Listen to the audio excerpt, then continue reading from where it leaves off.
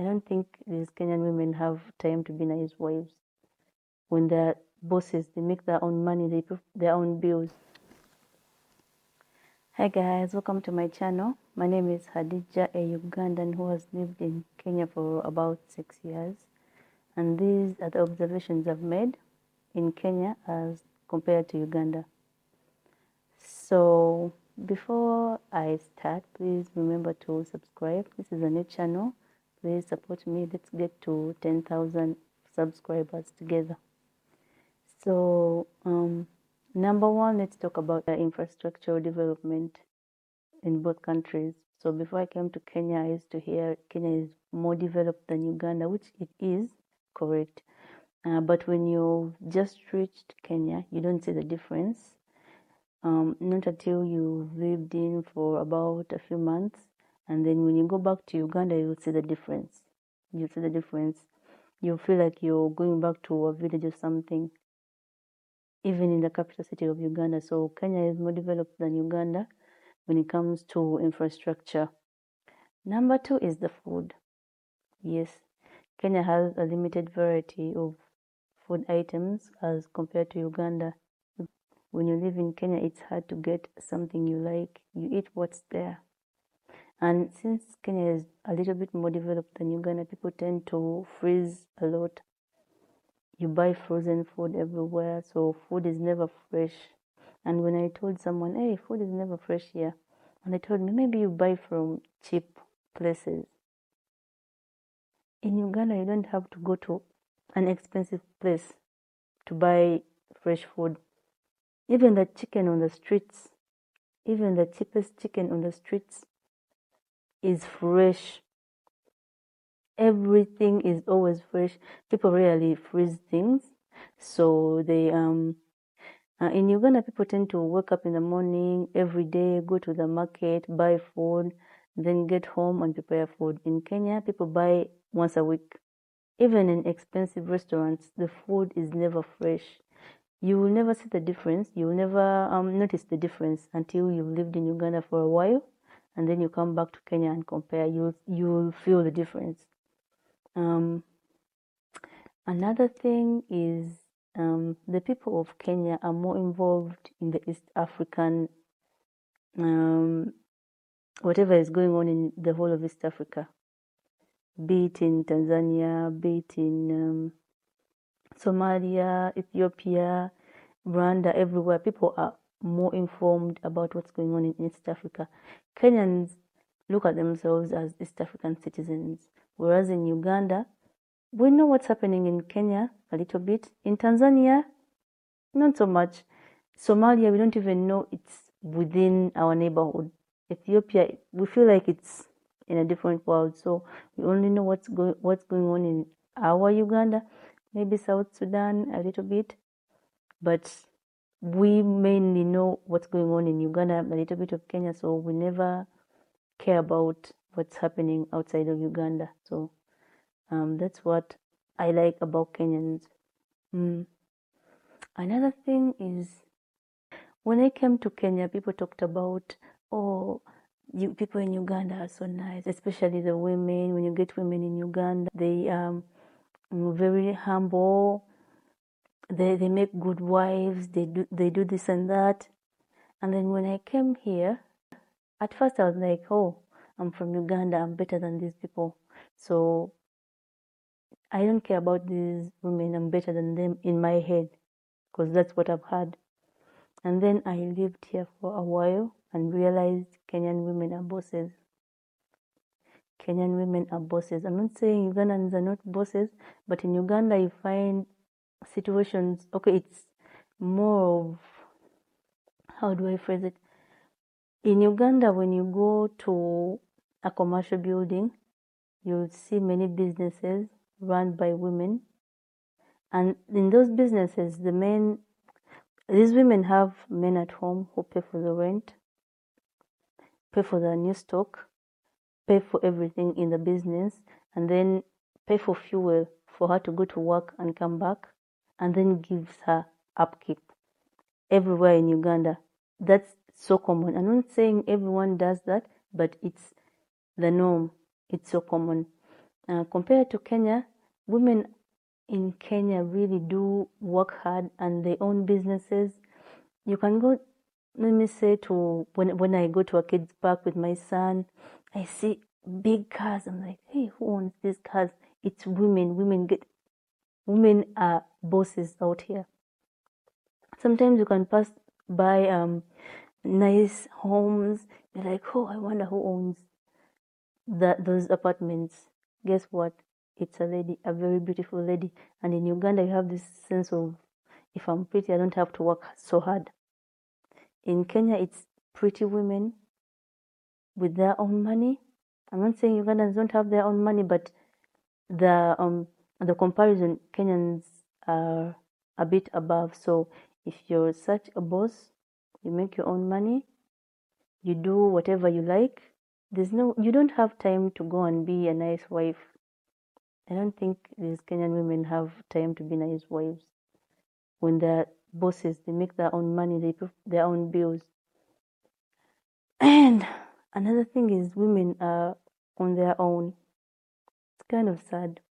In Uganda, you cannot, as a woman, lift something from point A to point B without someone saying, hey, can I help you? Not because they have other intentions, but they're just helping. In Kenya, you're on your own. If you don't ask for help, no one is going to ask. So if you say, oh, let me lift this, by the time I reach the other side, someone would have helped already. That's the Ugandan mindset. You're going to lift those things to where you're going if you don't ask for help. People are on their own here. It's not just women, it's everyone. In Uganda, you rarely see someone of a certain age living alone. Let me say 50, in the 60s. But in Kenya, you see some people living alone. You see a man in 70s living alone. You see women living alone. And in Uganda, when you go to people's places, you'll find an old auntie or an uncle living with them. Not that they can't afford living alone, but it's more of, how do I call it, security. Security, it's not just physical security, it's also emotional security, because when you're alone, you might lose your mind. So people always live with family. Another thing is, in Uganda, people talk with everyone. Whoever they find, they can just start a convo with anyone. In Kenya, when you're walking around, you don't know no one, don't talk to anyone, just look forward, go wherever you're going. If you're in a public place, Ugandans, when they sit somewhere, they start talking. In Kenya, you don't say anything, you don't talk about anything, people are on their own. They have matatus over here in Uganda, you call them taxis. In Uganda, when you enter the matatu, aka taxi, people start talking. People start talking to each other like they know each other. Another thing is, there's a lot of tribalism in Kenya. In Uganda, yes, we have a little bit of tribalism, but we are one. We are one. When we meet it, no one even cares about other tribes. Okay, we know, hey, this tribe behaves like this and that, the other tribe behaves like this and that, but we are one. Ugandans really, really do love each other. Everyone is welcome. I don't care where you're from. People intermarry with each other. People love each other. In Kenya, they know that next door there is a Luo, the other side there's a Kikuyu. Let it be election period. If you're a neighbor that's from a different tribe, you don't talk to them until the election period is over. It's very intense to have a history of all tribes being under one ruler, even before colonialism. So we have a sense of togetherness. Even my actual name is derived from a different tribe's word. My actual name was supposed to be Nkumbi, Nankumbi, which means a hole, the tool that they used to dig.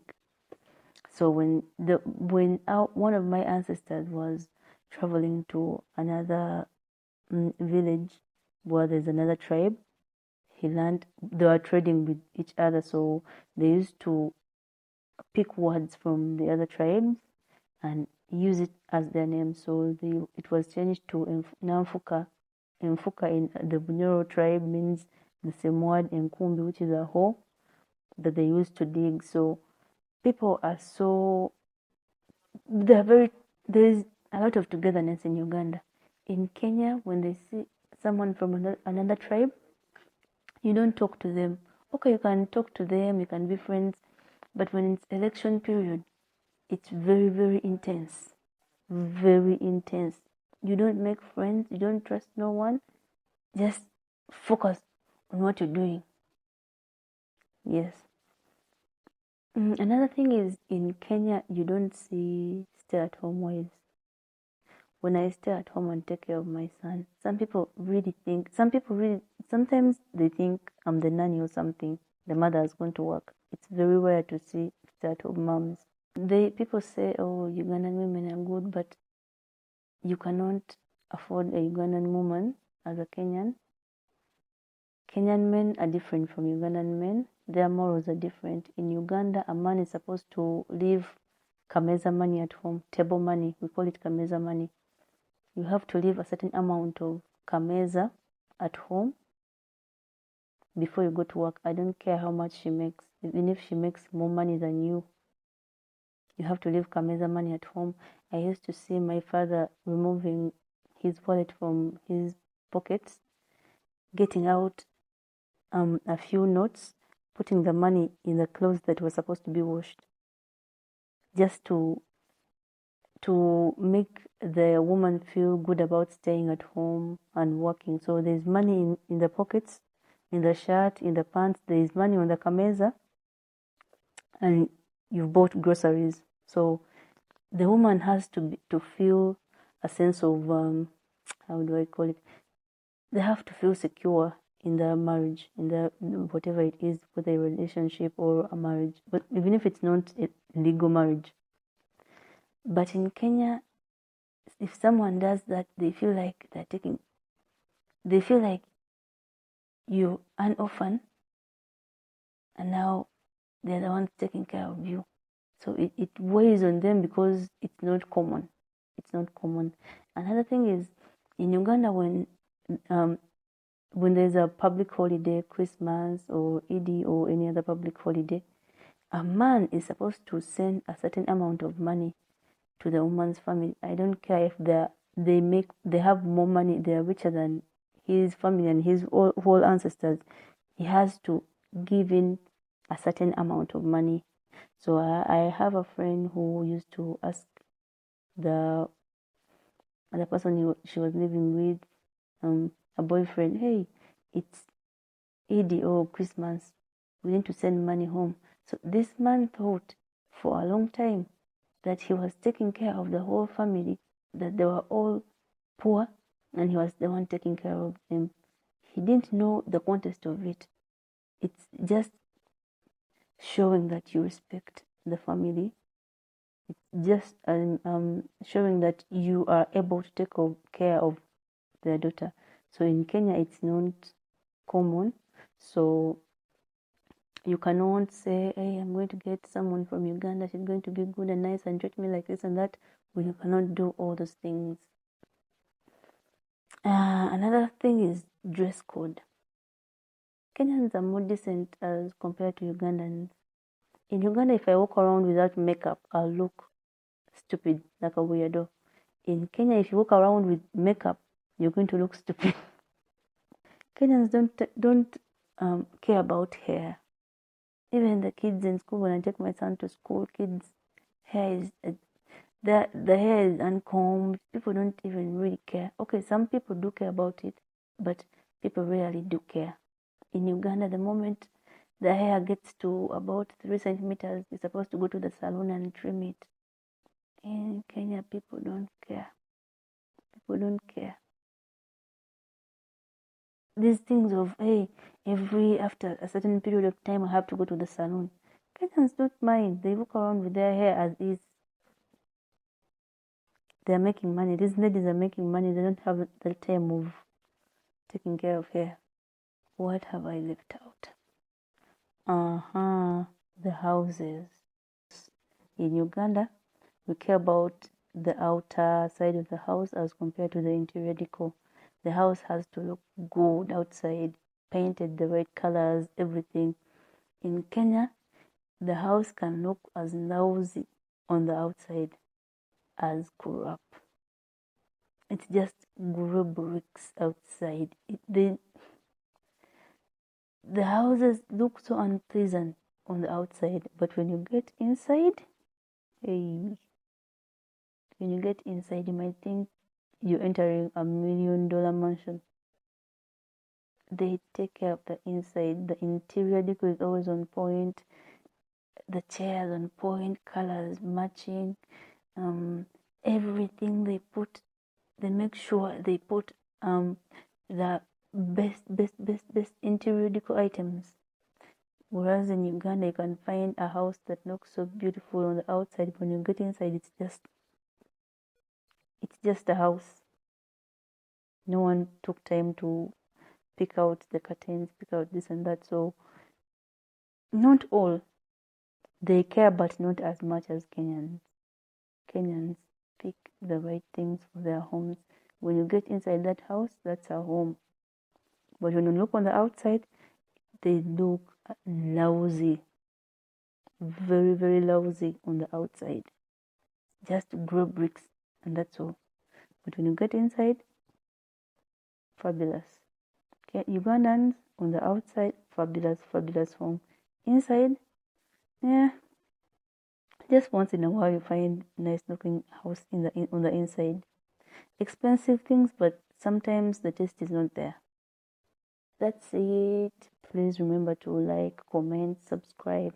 Please subscribe. It just takes a tap to subscribe. Thank you. Bye.